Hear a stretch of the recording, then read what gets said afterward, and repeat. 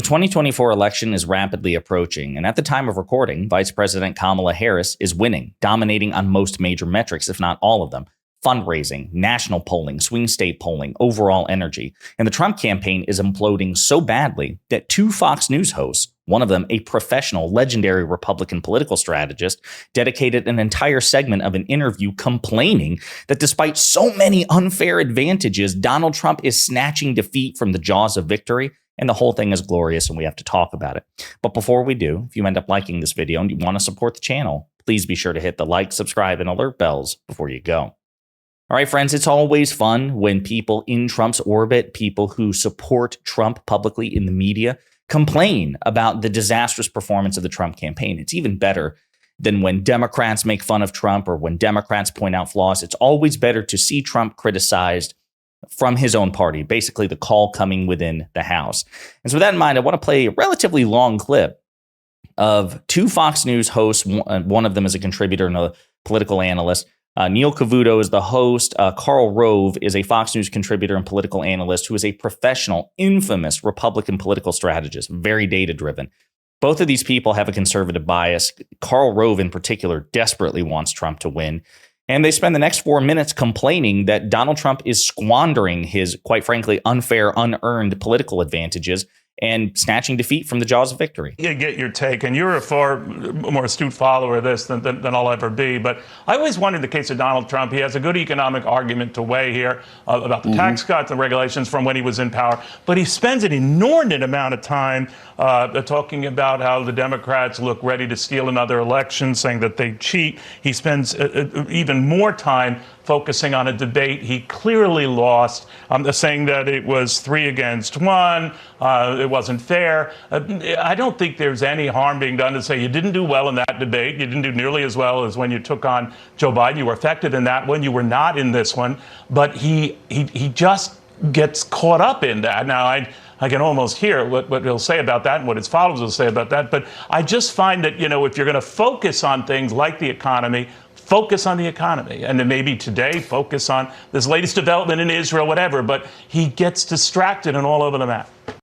And I'll say before Karl Rove responds, again, note the framing. I know Cavuto has a reputation of being an anti-Trump Fox News host, but it's actually not true. He's just relatively fair as far as Fox News hosts are concerned. He goes after Democratic politicians and Democratic surrogates when they appear on his show. He gives them very, very, very tough interviews. It's just that he's willing to occasionally criticize the stupidity and poor tactical decisions of the Trump campaign. And if you need any proof that he's willing to grade Trump on somewhat of a curve and has a somewhat pro-Republican bias, consider the framing of his question to Karl Rove, which is, you did so well in the Biden-Trump debate. Well, Donald Trump actually performed terribly in the Trump-Biden debate. He lied a record-breaking number of times. He wouldn't answer questions directly or substantively. It's just that President Biden performed arguably even worse, and that more attention and more focus was paid on President Biden's disastrous performance, such that Donald Trump was able to get by scot-free. It's not that Donald Trump is a masterful debater. He tends to lose more debates than he wins. He's unable to answer questions substantively or directly. And so for Cavuto to even say that, oh, you did so well, just do it like that, are you saying he should go back to what he did before, which was not answer questions directly, not answer questions substantively, and lie his ass off? That's how you know that Cavuto is still inclined to grade Trump on a curve. That's just how badly Trump is doing, is that even with Cavuto's friendly framing, Trump is performing terribly. Now let's get to Karl Rove's response. Yeah, Neil, I'm surprised that you left out one of the critical issues of this campaign, which is Fluffy and Fido are being eaten in Springfield, Ohio, which we have spent an inordinate amount of time on. Right. I couldn't agree with you more. And look, in a presidential campaign, there are 3 important strengths, resources that you have: money, issues, and time. And if you chew up time, you cannot create more time. You can always raise more money, you can always raise additional issues, but you can't create more time. And he has chewed up valuable time talking about inconsequential things. And what is the result of that? Take a look at this. This is out of the latest Fox poll.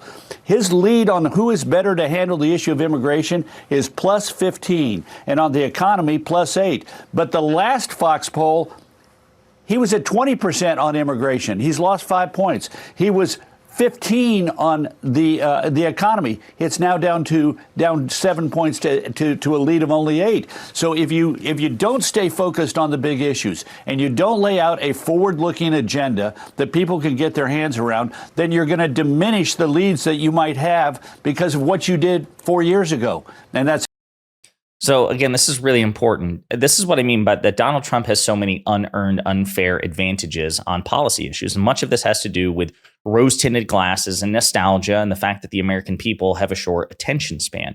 But Donald Trump does have polling advantages on immigration, on the economy. And at least so far, these things are outweighing notions where Democrats have a lead, like threats to democracy and abortion, right? Now, that may not manifest itself by the time the election hits, but those are higher ranking polling issues and Trump has an advantage, but he's squandering it. The advantage is rapidly shrinking in large part because Donald Trump refuses to exploit and exacerbate the advantages he has. He refuses to play to his strengths, even if those strengths are unearned and unfair. I think this is a really critical point that we don't know what might happen in another 2 weeks. That gap may further close between the vice president and Trump on immigration and the economy. And Donald Trump can't afford to lose those advantages because he's certainly not going to win on character. Karl Rove makes this point quite often. On policy, Trump has an unfair advantage, but it is there. On character, Trump has a rightly earned disadvantage. He's never going to be seen as more competent than Vice President Harris, more mentally or physically fit than the vice president, never going to be seen as more honest and trustworthy and more ethical than the vice president. He's lost the character component. His only hope is on policy, and that advantage is rapidly shrinking with each passing day. That's exactly what's happening. And we've got 39 days left. And if he's not more disciplined, he could well lose this, even though he started it on July 21st when Biden pulled out in a very strong place. What would be the harm for him in just saying, in that debate, the last one, I botched it. I didn't do as well. Move on. I never hear him just say stuff like that. It wouldn't be the end of the world. Americans are very forgiving. I make constant mistakes. Yeah. This broadcast comes to mind. You know what I mean? Like, what do you make of that? Yeah, well, look, it is what it is, and move on. I'm not certain he needs to apologize for it, but he should have done better, and it was so easy to do better. Look, for weeks, the Harris campaign said we're going to try and provoke him, and they did, and he fell for it each and every time. What would have happened when they said when she said your crowds are small and people are bored? If he'd said in response, I know what you're trying to do. You're trying to get me to talk about crowd size rather than your lousy record on the economy, inflation, cost of living, and the border, and I'm not going to fall for it. In fact, let me tell the American people what I'm going to do about those three big issues. I mean, the debate would have been over. It would have been over. And similarly, rather than complaining about the ABC moderators with just sort of you're beating up on me, what if he said, look, I understand that you are fact checking me, but pretend like you're doing a fair job. You remember her opening statement, Neil? She said that Trump left her the highest unemployment rate since the Great Depression, which was not true. That was a layup. And he could have said, that was a layup. Layup. Remember the double-digit unemployment rates we had for years under Jimmy Carter? I mean, it really was an astonishing performance.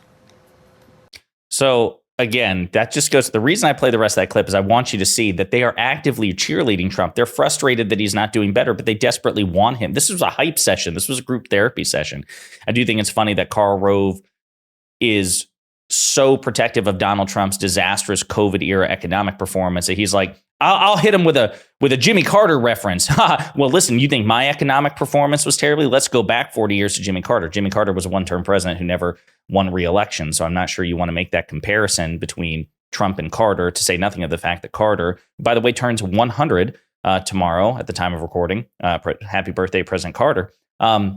Say nothing of the fact that Jimmy Carter is an infinitely better person than Donald Trump could ever be. So I'm not sure you want to invite, for various reasons, comparisons with President Carter. On the other hand, it was true that Donald Trump left Vice President Harris a staggeringly high unemployment rate, and it was staggeringly even higher under the Trump administration during the last few months of COVID, and that was on his watch.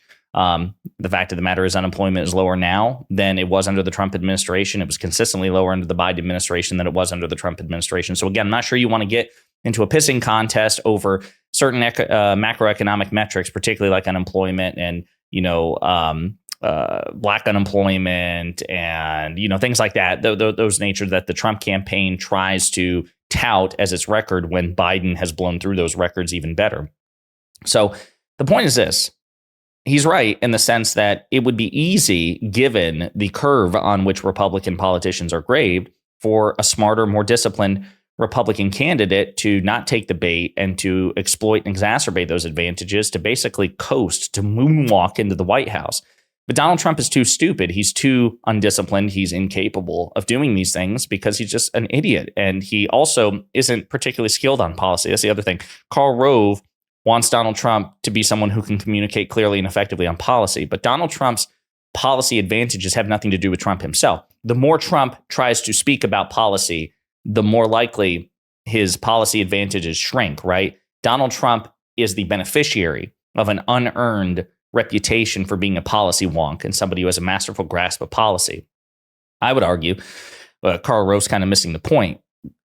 The more Trump really just talks, the more Trump opens his mouth, period, he loses support with people. The best thing for Donald Trump to do if he wants to maximize his chances of winning the 2024 election, and others have said this too, is for Trump to shut up, go golfing, and just release press releases and perhaps teleprompter speeches, but never, ever, ever speak extemporaneously, never, ever, ever do interviews, because the more Donald Trump talks, period, the more support he loses, and he was never a particularly popular political candidate to begin with. So anyway, again, if you just want a snapshot of how poorly the Trump campaign is performing at this critical stage in the game, look no further than two pro-Trump, pro-conservative Fox News hosts publicly begging Trump to do anything other than what he's doing, and kind of having a hype group therapy session to think about all the ways that he could be effortlessly winning this election at the moment instead of losing it pretty blatantly.